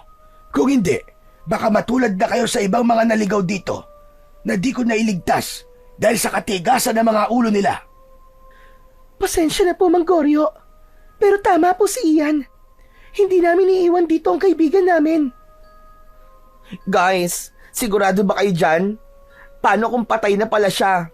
Paano kung kinatay na siya ng mga aswang at kinain? Paano mo nagagawa yan, Joy? Kaibigan natin si Benji, ano ka ba? Hindi ka ba nakokonsensya, maski konti lang? Kasalanan natin kung sakali man na may masamang mangyari sa kanya. Dahil kung binuksan sana natin yung pinto kagabi, kasama natin siya ngayon. Hindi. Tama lang ang ginawa natin kagabi. Dahil naramdaman ko nagbabala ang mutya. Kaya hindi ko binuksan ang pinto. Hindi si Benji yon. Hindi siya kakatok ng ganun. Alam niyang hindi natin siya basta-basta pagbubuksan sa ganung sitwasyon. Yan na naman tayo eh. Nagmamarunong ka na naman eh. Ibinibida mo na naman yung baduy mong mutya. Ano sabi niyo dyan? Makapangyarihan daw? Eh bakit tayo nagtatago dito? Kung totoo nga malakas yan, ba't di mo gamitin? Lalabas tayo ngayon. Sugurin natin yung mga aswang. Tapos, gamitin mo yan para protektahan kami. Para mapatunayan mo sa amin na magaling ka nga. Kung talagang magaling ka.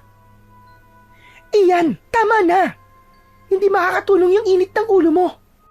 Kaya nga, wala namang may gustong mangyari to eh. Pare, hindi naman ako nagmamarunong at hindi ko rin sinasabi na ako ang palaging tama. Natakot din ako kagabi, pero hindi ko pwedeng baliwalain ang nararamdaman ko. Hindi ko pwedeng ipagsapalaran ang buhay nating lahat dahil sa guilt o awa. Hindi lang ako ang pinoprotekta ng mutya, kundi tayong lahat. Eh di gamitin mo. Huwag ka lang puro satsat. Ipakita mo may silbihan. Kasi kung hindi, isa lang yung piraso ng walang kwentang bato. Tama na! Pwede ba tumigil ka na? Kung ano man ang nangyari kagabi o kay Benji, lahat tayo may pagkukulang. Lahat tayo may parte doon. Tama si Ella. Oo, sige na. Tama na kay lahat. Pero hanggat walang bangkay tayo nakikita, may pag-asa pang buhay siya. Tahimik na nagpalitan ng tingin ang lahat. Tahimik na nakaupo si Mang Goryo at nagmamasid. Hindi siya nagsalita. Pinakinggan niya ang bawat isa. Marami na siyang nasaksiyang tulad nito sa mga taong minsan niyang sinubukan ding iligtas. Mga nagsisisihan, mga nag-aaway at iba pa. Pero kailangan niya pa rin kumilos dahil alam niyang ito ang kanyang tungkulin. Tama na. Ako na ang bahala sa kaibigan niyo. Hahanapin ko siya at ililigtas kung kinakailangan. Yan ang pangako ko. Paano niyo siya ililigtas? Huwag niyo nang problemahin yon kung paano ko gagawin yon. Ang importante, makaligtas kayo. Sige na, maganda na kayo. Ihatid ko na kayo palabas sa gubat. Mang Goryo, salamat po. Isa-isa silang nag-ayos ng kanilang mga gamit. Natigil na ang kanilang pagtatalo. Lumapit si Mang Goryo kay Marco. May hawak itong bagay na nakabalot sa papel. Para sa iyo to, iyo. Ipinagkaloob ng espiritu ng gubat. Hindi ito basta-bastang armas. Magagamit mo ito kapag nagkaroon ng aberya. Tinanggap ito ng binata. Dahan-dahan niya itong binuksan. Lumantad ang isang kakaibang punyal. Iyari ito sa kakaibang uri ng metal. Maitim pero kumikislap. Ang hawakan nito ay may ukit na alon at dahon. Magkabilaan din ang talim at may bahagyang uka sa pinakadulo. Nang lumapit ito sa kanyang mga kamay, naramdaman niya ang kakaibang init. Nakita ito ni Mang Goryo at sinabi sa kanyang normal lang ang kanyang nararamdaman dahil ibig sabihin, tinatanggap na siya ng mismong sandata. Lumabas na si Mang Goryo at sinundan siya ng grupo. Lumusong sila sa makitid na daan sa gitna ng gubat. Isang daan na parang hindi madalas madaanan ng tao. Ang paligid ay puno ng malalaking mga puno. Sa gilid naman ng daan ay ang matataas at makapal na damo. Sa gitna ng lahat ng yun, nagpatuloy sila sa paglalakad. Habang naglalakad, may napansin naman si Marco sa lupa. May mga patak ng dugo. Tumigil sila at tinignan yun. Guys, tignan nyo. Dugo to ah. Ipinagpatuloy nila ang pagakbang. Dahan-dahan, hanggang sa may nakita silang kalat-kalat na mga bahagi ng katawan ng tao. May maliit na hiwa ng balat, buto at laman na parang tinaddad. Napapikit si Ella at napasigaw naman si Joy.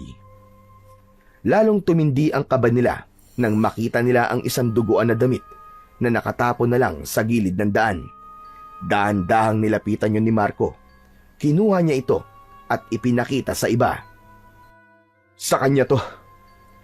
Kay Benji. Oh my God! Diyos ko! Hindi! Hindi totoo to! Ganun na lang yun. Ganun na lang ba talaga kabilis na nawala na siya sa atin? Sandali lang. Huwag natin isipin kagad na patay na siya. Malay nyo, nakatakas siya at nakaligtas. Dugo lang to, pero wala ang bangkay niya. Pero sa loob-loob ng binata, alam niyang maliit ang pag-asa na buhay pa nga ang kaibigan. Ang dugo na nagkalat, ang mga tadtad na laman sa daan, at ang dugo ang damit ni Benji ay nagsasabi ng katotohanang patay na nga ang kanilang kaibigan. Umiyak sila at di makapaniwala sa nangyari. Pero hindi pa man nagtatagal ay may bigla silang narinig na mga yapak. May tunog ng naaapakang mga sanga at dahon. Sunod-sunod at mabilis. Maya-maya pa ay nagsilitawan sa likod nila ang 10 lalaki. Malalaki ang kanilang katawan. Matitigas sa mga braso at dibdib. Ang mga ngipin nila ay mapuputi pero nakakapangilabot dahil sa kanilang mga hilaw na ngisi. Ang mas lalong kinatakutan ng grupo ay ang mga hawak nilang sandata, mga malalaking kutsilyo na may malapad na talim, parang gamit ng mga matador sa palengke sa pagkatay ng mga hayop. Dalihan nyo! Takbo! Sumigaw si Manggorio at binilisan ang kanyang pagtakbo. Hindi naman kagad na nakahuma ang magkakaibigan. Wala pa sa sarili, gulat na gulat, nangihina pa sa pagkabigla sa sinapit ni Benji. Mula sa kanan, isang lalaking malaki ang katawan ang sumugod ng mabilis. Parang hayop ito kung kumilos. Hinablot niya si Joy sa braso. Napasigaw ito habang siya ay kinakaladkad. Marco! Marco, tulungan mo ako! Hinila siya na parang isang manika lang. Nagsisisigaw ito habang kinakaladkad papasok sa makapal na damuhan.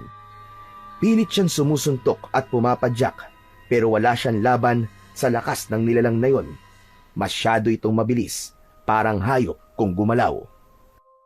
Bago pa makalapit sina Marco, Ian at Ella, nakita nilang nilapag sa lupa si Joy at gaya ng mga hayok, agad siyang pinagtulungan. Walang awa, walang pag-aatubili. Sunod-sunod ang mga saksak, tagtad, tagpas, at gutay. Napuno ng malalakas na tili at sigaw ang buong paligid. Saglit lang, at pagkatapos nun ay dumaan ang nakakabinging katahimikan. Nanginig si Ella sa kanyang nakita. Halos manlambot ang kanyang mga tuhod. Nanlaki naman ang mga mata ni Ian at Marco habang pinapanood ang karumal-dumal na pangyayari. Maya-maya ay lumabas ang 2 lalaki. Agad na nakilala ni Marco ang mga ito. Kamukha ng mga ito ang 2 bata na nasa larawan sa unang bahay na kanilang pinasok. Ngayon ay malaki na sila, pero hindi may kakailang sila yon dahil kapareha sila ng itsura.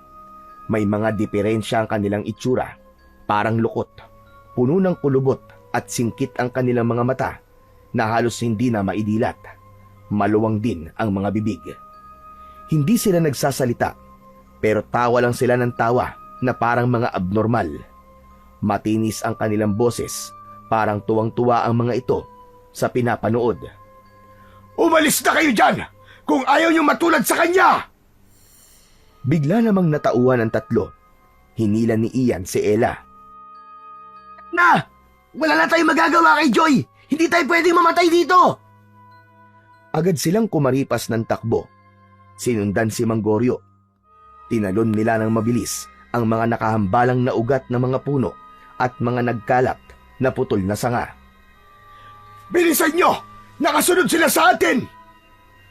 Habang tumatakbo sila, narinig nila ang mga mabibilis na yabag sa likod. Napasigaw si Ella, nadapa siya, pero agad na inalalayan ni Ian. Bumangon siya at nagpatuloy sila sa pagtakbo. Hingal na hingal sila at halos maubusan na ng lakas, pero hindi sila pwedeng tumigil. Bawat segundo, alam nilang lumalapit ang panganib. Malapit na tayo! Kapag narating natin ang dulo ng daan na ito, makakalusot na tayo sa mga aswang na yan! Pilit na pinapalakas ang kanilang mga loob, pero hindi pa man sila masyadong nakakalayo, ay biglang may sumulpot sa unahan. Sumugod ito ng mabilis. Sa takot na baka mapahamak si Ella, biglang nagpatiuna si Marco. Hinugot niya sa kanyang bewang ang sandatang ibinigay sa kanya ni Manggorio na galing sa espiritu o gabay ng gubat. Nung una ay hindi kumpiyansa ang lalaki na gamitin ito, pero nang umambang umatake ang aswang, kusa itong kumilos. Parang may gumagabay sa kanyang kamay. Nasaksak niya ito sa dibdib. Nagliyab ang sugat nito. Napaatras ang aswang, sumigaw at saka bumagsak. Umusok ang katawan nito hanggang sa tuluyang malusaw sa lupa. Tumigil sa pagtakbo ang ilang tumutugis, pero saglit lang yon. Nakita kasi nila ang bahagyang pag-aatubili sa mga mata ng binata. Agad na sumugod ang dalawa sa kanila at pinagtulungan si Marco. Mainit na mainit ang pakiramdam ng binata sa pagkakataong yon. Para siyang napapaso sa kanyang mutya. Pero ang init na yon, ramdam niyang nagbibigay sa kanya ng dagdag na lakas at proteksyon. Agad siyang tinaga ng dalawang aswang sa magkabilaan niyang braso, pero hindi siya tinablan ng mga patalim. Tumalbog lamang ang mga ito sa kanyang balat. Nang gagalaiti sa inis ang dalawang aswang, muling inatake si Marco. Ngunit bago pa sila makalapit, umigkas ang binata. Mabilis ang kanyang galaw, maliksi at malakas. Biglang napapikit ang dalawang aswang na nasa kanyang harapan nang makita nila itong biglang nagliwanag. At sa kanilang pagmulat, nakita nilang ang sandata nito at si Marco ay tila naging isa. Ang patalim ay nagmukhang isang dambuhalang sipit ng alimango at sa isang galaw nito, isinipit niya ito sa tagiliran ng isang kalaban. Sumirit ang dugo. Narinig nila ang paglagutok ng buto at sa isang iglap lang, nahati ang katawan nito. Sumunod naman ay umikot siya at pinuntirya naman ang leeg ng isa pa. Nalaglag ang ulo ng aswang sa lupa, nasunog at natunaw. Pagbagsak ng ikalawang aswang, saglit na natahimik ang paligid. Ang ibang aswang ay hindi na lumapit. Ang mga mata nila puno ng galit pero may halo ng takot. Takot sa hindi nila maintindiang lakas na biglang nagising sa binata. Nakatingin lang sina Ella at Ian. Walang masabi sa ipinakitang galing ni Marco. Pero sa mga mata nila, normal lang ang lahat. Bilis at lakas lang ang kanilang nakikita at ang punyal. Ngunit ang kakaibang anyo ng pinag-isang kapangyarihan ng mutya at ng punyal ay hindi nila nakita. Tanging ang mga aswang lang at si Manggorio ang nakakita ng kagilagilalas na kapangyarihan nun. Lumapit ang matanda kay Marco. Ang mutya ng alimango, tunay nga nasa iyo ang kabal ng mga sinaunang mandirigma. Hindi ka ordinaryo, iyo. Napakahusay mo. Napatingin si Marco sa kanyang mga kamay. Nanginginig ito, hindi sa takot, kundi sa malakas na enerhiyang hindi pa rin humuhupa. Huminga siya ng malalim. Wala na si Joy. Hindi pa rin nila alam kung buhay pa si Benji. Napuno ng galit ang kanyang dibdib. Sumigaw siya ng napakalakas. Sumugod si Marco. Mabilis, parang isang kidlat. Isa agad ang kanyang napuruhan. Ang mga aswang ay sabay-sabay na sumalakay. May sumugod sa likod, pero naramdaman ni Marco. Umikot siya at sinipa ito sa dibdib. May 3 lumapit pa. Inihanda niya ang kanyang punyal at mabilis na pinagsasasaksak ang mga ito. Tumatama naman ang mga sandata nila, pero matibay ang kanyang katawan. Malakas ang kanyang mutya. Hindi siya tinatablan ng kahit na anumang matutulis na sandata. Malapit nang maubos ni Marco ang lahat ng mga aswang. Natira na lamang ang 2 may sirang muka. Maya-maya pa ay nagbago sila ng anyo. Naging isang mabangis na nilalang na may matatalim na kuko at pangil. Isa sa kanila ang tumili ng matinis at sumugod. Kinagat siya nito sa leeg, ngunit tulad ng mga nauna, hindi rin bumaon ang mga pangil nito. Tila tumama lamang ito sa matigas na bakal. Mabilis naman na gumanti si Marco. Sinakal niya ang aswang gamit ang kanyang bisig. Narinig ang pagkalas ng buto nito sa leeg. Hindi pa siya nakontento. Agad niya itong sinaksak sa dibdib at bumaon ang punyal hanggang sa likod. Patay ang aswang. Nakita ng natitirang aswang ang sinapit ng kanyang kasamaan. Sa halip na lumaban, tumakbo na ito palayo. Hiningal si Marco, napaluhod siya. Tinignan niya ang kanyang punyal at kamay. Puno na ito ng dugo. Lumapit naman si Manggorio at tinapik siya sa balikat. Tama na, iyo. Tapos na. Wala na sila. Tumango si Marco, bagamat hindi pa rin maalis sa kanyang muka ang matinding lungkot. Ba't ngayon lang, Manggorio? Ba't di mo sinabi sa akin na ganito kalakas ang mutyang to? Kung nalaman ko lang kaagad, di sana, nailigtas ko pa sila. Alam kong makapangyarihan ang mutyang hawak mo, Marco. Pero wala akong ideya sa lakas mo at kung paano ito kikilos sa katawan mo. Alam mo bang wala akong proteksyon na nakuha sa espiritu, kundi ang punyal na yan? Ngayon ko lang din naintindihan na mas lumalakas ang kapangyarihan ng mutya at ng punyal kapag pinagsama. Para silang nilikhang magkaugnay. Dahan-dahang tumayo si Marco. Tinignan niya si Manggorio, saka tumango. Tara na po. Muling pinangunahan ni Manggorio ang kanilang paglalakad. Tahimik ang lahat habang tinatahak nila ang daan palabas ng kagubatan. Makalipas ang ilang minutong katahimikan, huminto sila sa pangpang ng isang ilog. Dito, biglang tumigil si Manggorio. Hanggang dito na lang ako. Hindi na ako pwedeng lumagpas pa. Tawirin niyo lang ang ilog na yan at sundan ang isang malinis na daan. Sa dulo nun ay may isang baryo. Humingi kayo ng saklolo sa kanila. Tunay na mga tao nakatira doon. Wala na kayong dapat na ipag-alala. Mag-iingat kayo. Manggorio, hindi ko po alam kung ano po naghihintay sa amin. Pero maraming salamat po talaga. Hindi ko po kayo malilimutan. Tumango si Manggorio at humakbang paatras, palayo sa kanila. Nagpatuloy lang ito sa paglalakad hanggang sa tuluyan na itong maglaho sa kakawyan. Tumawid na ang 3 sa ilog at tulad ng sinabi ng matanda, nakita nga nila ang isang malinis na daan. Habang tinatahak nila ito, tahimik silang lahat. Kita sa kanilang mga itsura ang matinding pagod at lungkot. Si Ella ay paminsang-minsang nagpapahid ng luha sa kanyang mga mata. Pagdating nila sa dulo ng daan, nakita nila ang isang maliit na baryo. Isang matandang babae ang kagad na lumapit sa kanila. Agad silang pinatuloy sa kanyang bahay at pinagpahinga. Sa pagkakataong yun, nagpasalamat na sila sa Diyos dahil sa wakas, ligtas na sila. Pagkalipas ng ilang oras, nang medyo naimasmasan na sila, nagsimula ng magsalita si Marco. Nagpasalamat siya sa matandang babae. Pagkatapos ay hinarap niya si Ella at Ian. Alam nyo, kanina pa ako may gustong sabihin sa inyong dalawa eh. Gusto ko lang linawin ang mga bagay-bagay. Siguro naman ay aaminin niyo na sa akin kung ano ba talaga namamagitan sa inyong dalawa.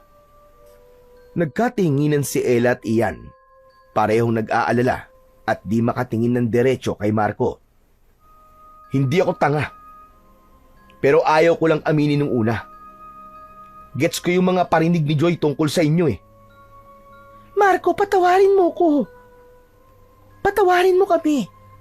Hindi ko sinasadya. Nagsimula lang yon nung mga panahong lagi kang abala. Laging malayo. At si Ian, nandyan siya palagi. Napayuko si Ella. Nangilid ang luha. Si Ian naman ay napakamot ng batok. Halatang hindi alam kung paano magpapaliwanag. Kailan niyo pa ako niloloko? Walang sumagot. Tahimik lang ang dalawa. Muling nagsalita si Marco, pero sa mas malamig na niyang boses. Kaya pala galit sa inyo si Joy at si Benji. Alam din niya to. Ako lang ang naging bulag. Tanga. Napakatanga ko. Tapusin na natin to, Ella. Hindi ako magmamakaawa sa'yo. Tapos na tayo. Tapos na kayong dalawa sa akin. Tumayo siya at naglakad palayo. Pagkatapos ng araw na yon, naghiwa-hiwalay sila ng landas. Hindi na bumalik sa Maynila si Marco. Sa halip ay pinili niyang umuwi sa kanilang probinsya. Doon niya sinimulan ang panibagong buhay. Malayo sa ingay ng lungsod. Malayo sa alaala ng trahedya sa gubat. At higit sa lahat, malayo kay Ella. Hindi alam ng mga tao sa kanila na naging lihim siyang tagapangalaga ng kanilang baryo. Kapag may mga balitang may kakaibang nilalang na gumagala sa paligid, tahimik siyang kumikilos gamit ang kanyang mutya ng alimango at ang mahiwagang punyal. Pagkalipas ng halos 3 taon, nakilala niya ang isang simpleng babae. Napangasawa niya ito at nagkaroon sila ng isang malusog na anak na lalaki.